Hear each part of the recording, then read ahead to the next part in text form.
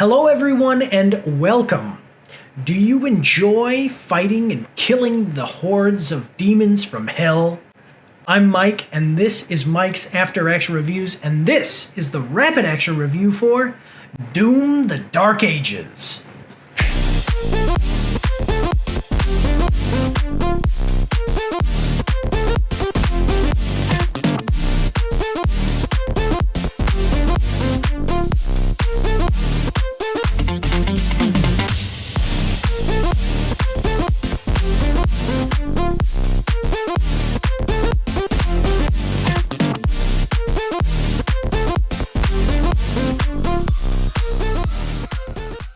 Alright guys, so this is a rapid action review, so I have my notes. I'm here. We're going to be talking about sustains and improves. We're going to be cutting out a lot of the stuff that we usually talk about to keep things going at a rapid pace, hence the name Rapid Action Review. So, Doom: The Dark Ages was initially released on May 15th, 2025. It was developed by id Software and published by Bethesda Softworks.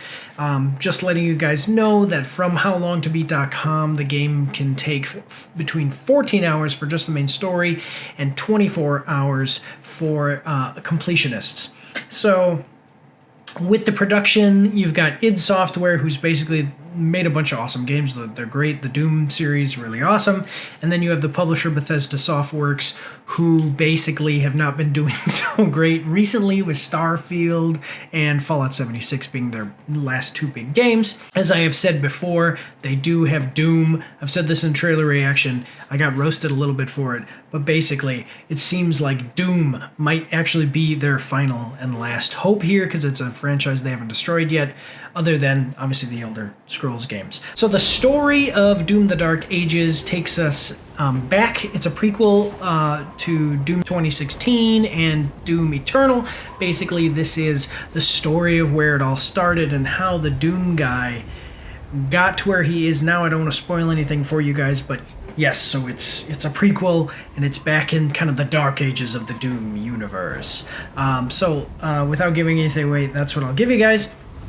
Let's get into the sustains and improves. So we'll start with sustains.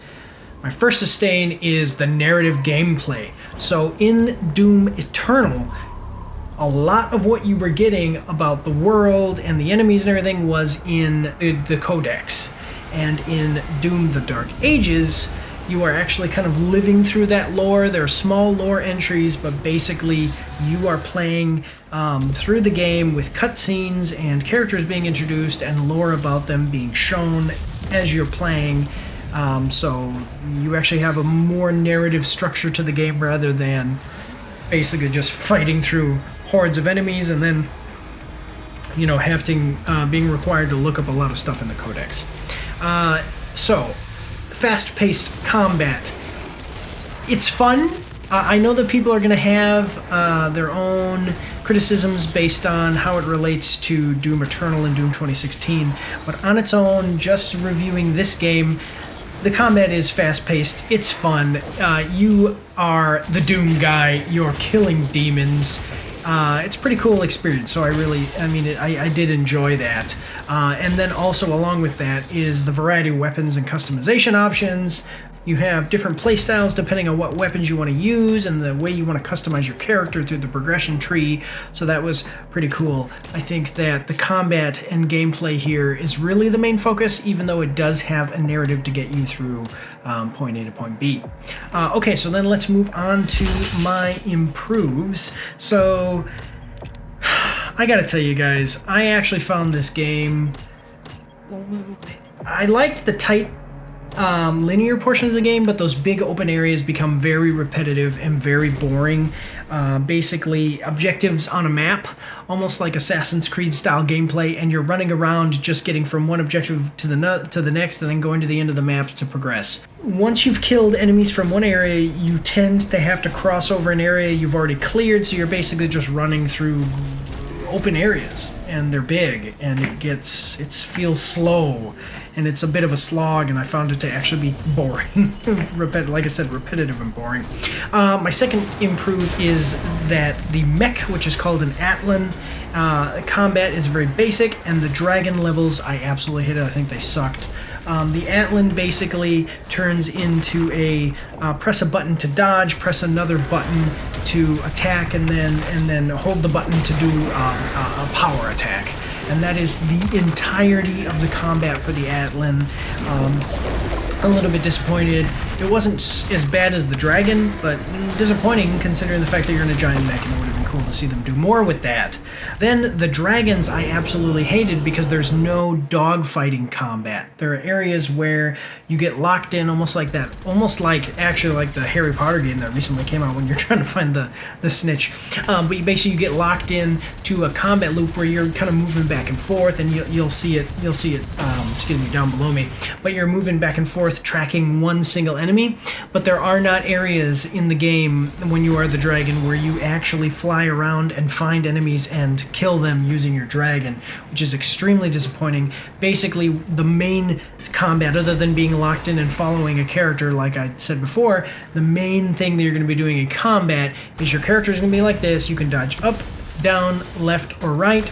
And then once you do that dodge, it'll allow you to do like a power attack, which will hit enemies and actually destroy them, which is another thing that I really kind of had a problem with. There are some holes in the combat that are different from things that they've done in the past with the Doom series. For instance, dodging, empowering your attacks.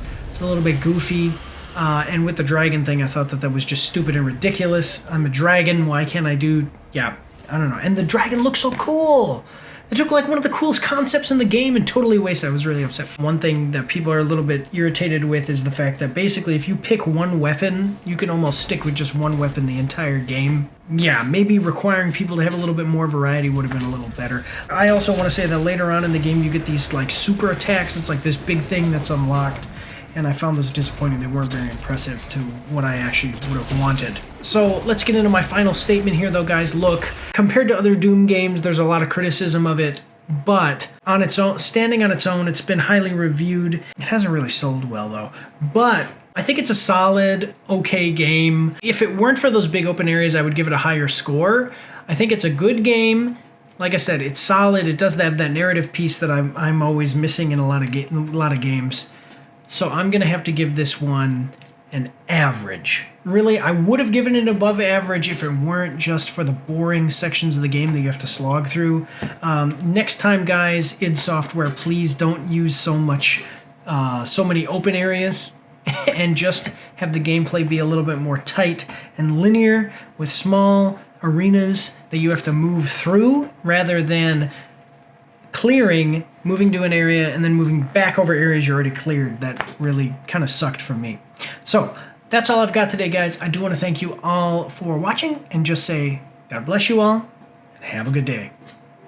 Don't forget to check me out on Twitch and join the Discord where you can voice chat with me while I live stream and you won't be recorded or anything on YouTube and Twitch, so that's pretty cool. You can also find me on Facebook and Instagram.